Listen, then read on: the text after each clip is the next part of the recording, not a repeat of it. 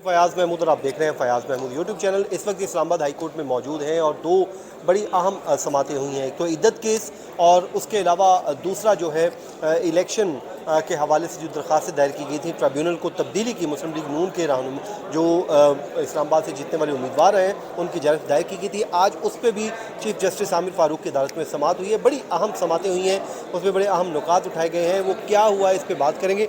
सबसे पहले तो सिद्दीक भाई, जो इद्दत केस का फैसला आ गया है, अब अदालत ने तो नीचे वाली कोर्ट को बिल्कुल बांध दिया है कि 12 जुलाई से आप आगे नहीं जा सकते, मतलब 13 जुलाई से पहले पहले फैसला सुनाना है। तो अब मामला किस तरफ जा रहे हैं? देखें, एक तो फयाज साहब बात यह है कि जो ये इद्दत वाला जो फ़ैसला है एक माह में करने का फ़ैसला दिया क्यों गया था, ये पहले सवाल तो बहुत अहम है। मसला ये है कि आप भी कोर्ट रूम में थे, हम भी कोर्ट रूम में थे जब मियां गुल हसन और इस वक्त बताया गया कि 3 दिन में इस ट्रायल को कंक्लूड किया गया अटाला जेल के अंदर।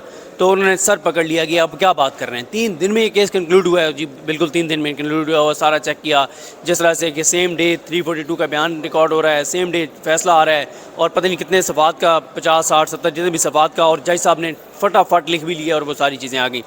अब इसमें मसला ये हुआ कि उन्होंने कहा अगर 3 दिन में main appeal date trial complete हो रहा है तो फिर अपील तो 1 माह में हो जानी चाहिए। और फिर दूसरा इसमें अदालत के सामने मामला ये था कि 4 माह तक ये केस चलता रहा शाहरुख और जुमान साहब के पास। जिस दिन 29 मई को उन्होंने फैसला सुनाना था उस दिन उन पर एतराज़ हो गया। उन्होंने मामला आमिर फ़ारूक साहब को भेजा, आमिर फ़ारूक साहब ने मामला अफजल मचौका साहब को भेज दिया और उस पर फिर अब ये हुआ कि अफजल मचौका साहब को कहा गया था कि आप 10 दिन में सज़ा मुअत्तली पे फैसला करें और 1 माह में मेन अपील पे फैसला करें। अब देखें ना कि जब वो अब फैसला फिर सुनाने लगे हैं तो आगे यहाँ पे खबर मनिका साहब यहाँ पे रिजवान अब्बासी साहब को लेके, हालांकि रिजवान अब्बासी साहब जो है वो छोड़ गए थे उनकी वकालत, और अब देखें ना ग्राउंड क्या बनाई गई है, ऊपर अब्बासी साहब फिर आ गए। ठीक है, हाँ ग्राउंड ये बनाई गई। एक तो जी वो मुहर्रम के दिन हैं तो बड़े ये इसमें एक मजहबी सेंटिमेंट्स होते हैं और बड़ी इबादत और मसरूफियात और फिर ज़ियारात पे जाना इराक़, मतलब आप अंदाज़ा लगाएं कि अब ये ग्राउंड है कि इराक़ ज़ियारात पे जाना है और इसलिए जो है वो अब 1 माह का जो टाइम है कि 1 माह में फ़ैसला करना है, इस 1 माह की जो टाइम ड्यूरेशन है इसको आप जो है वो ख़त्म कर दें। तो वो खैर दरख्वास्त इनकी मुस्तरद हो गई है, क्योंकि इसमें एक और चीज़ ये भी हुई कि राजा रिजवान अब्बासी जो हैं वो क्योंकि सुप्रीम कोर्ट चले गए थे, और जब वो सुप्रीम कोर्ट चले गए थे राजा रिजवान अब्बासी, तो अदालत ने कहा कि 11:30 बजे तक अगर तो वो आ जाते हैं तो हम उनको सुन लेंगे, अगर 11:30 बजे तक वो नहीं आते तो फिर जो है हम रिकॉर्ड देके फैसला कर देंगे। और पता नहीं हम तो उधर आप और हम कोर्ट रूम 1 में थे, पता नहीं रिजवान अब्बासी साहब आए हैं या नहीं आए। उसके बाद अदालत ने फैसला देते हुए उसको दरख्वास्त जो है उनकी खारिज कर दी है। और जिस तरह इस केस में जज शाहरुख अर्जुमंद पर एतराज़ किया गया है, जो शराब बरामदगी केस वज़ीर खैबर पख्तूनख्वा के खिलाफ चल रहा है, उसमें भी एक दरख्वास्त दायर कर दी गई है प्रोसिक्यूशन की जानिब से कि इन पर एतराज़ है जी जज को तब्दील किया जाए, क्योंकि वहाँ पर भी केस अब अपने फाइनल स्टेज में दाखिल हो चुका है। नहीं समझ कि वहाँ पर क्या हुआ। अब 10 जुलाई कल उस पर भी आर्गूमेंट्स तलब हो गए। अब आ जाए जी, जो ट्रिब्यूनल तब्दील हुआ था उस केस में क्या पेशरफ्त हुई है? बज़ाहिर वो केस मुझे तो अब वापस होता हुआ वहाँ दिखाई दे रहा है। देखिए, मेरा ख्याल है कि उसमें 2 चीज़ें थी ना। एक तो जो लास्ट हियरिंग पे बताया गया था कि वो कोई कंटेम्प्ट प्रोसीडिंग इनिशिएट होंगी और उनको शो कॉज नोटिस होगा अंजुम वकील साहब को, लेकिन अब पता चल रहा है कि ऑर्डर में आमिर फ़ारूक साहब ने रिटर्न ऑर्डर में ये नहीं लिखा था। दूसरा जो मामला है वो अदालत के सामने था कि वो जो इलेक्शन पिटीशन ट्रांसफ़र किया इलेक्शन कमीशन ने वो दुरुस्त किया या गलत किया।